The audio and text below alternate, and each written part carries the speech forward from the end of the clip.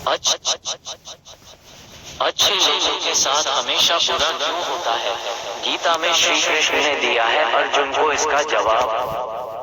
अच्छे लोगों के साथ हमेशा बुरा क्यों होता है? वही जो लोग बुरे कर्म करते हैं और अज्ञान की राह पर होते हैं वो खुशहाल दिखते हैं।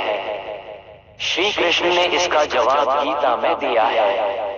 श्री कृष्ण ने अर्जुन को जवाब देते हुए समझाई है ये बात लोगों को उनके कर्मों का फल हमेशा मिलता है। गीता सार।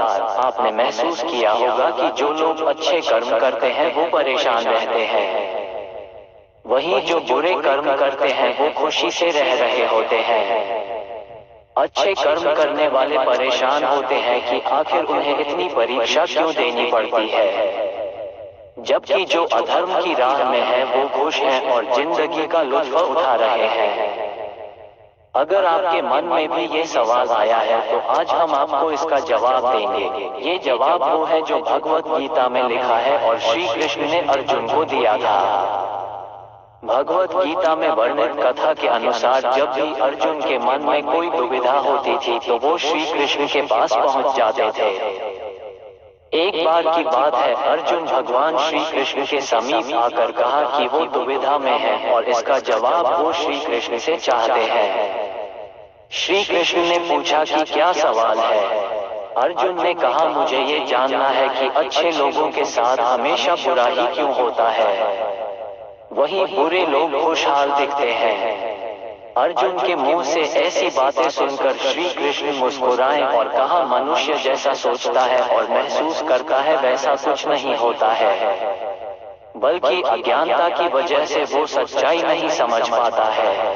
अर्जुन उनकी ये बात समझ नहीं पाए। इसके बाद श्री कृष्ण ने क्या कहा वो जानते हैं। श्री कृष्ण ने अर्जुन से कहा पार्थ मैं तुम्हें एक कथा सुनाता हूँ, उसे सुनकर तुम समझ जाओगे कि हर प्राणी को उसके कर्म के हिसाब से ही फल मिलता है। प्रकृति हर किसी को अपनी राह चुनने का मौका देती है। अब वो मनुष्य की इच्छा पर निर्भर करता है कि उसे धर्म की राह चुननी है या अधर्म की। कथा शुरू करते हुए श्री कृष्ण ने कहा एक नगर में दो पुरुष रहा करते थे। एक पुरुष व्यापारी था जिसके जीवन में धर्म की बहुत महत्व थी। वो पूजा पाठ में यकीन रखता था। वो हर रोज मंदिर जाता था और दान धर्म भी करता था और हर रोज भगवान की पूजा करता था। वहीं दूसरा पुरुष बिल्कुल विपरीत था। वो हर रोज मंदिर तो जाता था लेकिन पूजा करने नहीं बल्कि मंदिर के बाहर से जूते चप्पल चुराने। उसे दान और धर्म से कोई लेना देना नहीं था। समय बीतता गया और एक दिन बहुत जोर की बारिश हो रही थी। इस वजह से मंदिर में पुजारी के अलावा कोई नहीं था। ये बात जब दूसरे पुरुष को पता चली तो उसने कहा कि ये सही मौका है मंदिर का धन चुराने का। पंडित से नजर बचाकर उसने मंदिर का सारा धन चुरा लिया। उसी समय धर्म कर्म में विश्वास रखने वाला व्यक्ति भी मंदिर पहुंचा। दुर्भाग्य से मंदिर के पुजारी ने उसे ही चोर समझ लिया और चिल्लाने लगे। वहां लोग एकत्र हो गए और उसे बहुत मारा। किसी तरह वो बचते बचाते वहां से निकला तो दुर्भाग्य ने उसका साथ वहां भी नहीं छोड़ा। मंदिर के बाहर वो एक गाड़ी से टकरा गया और घायल हो गया।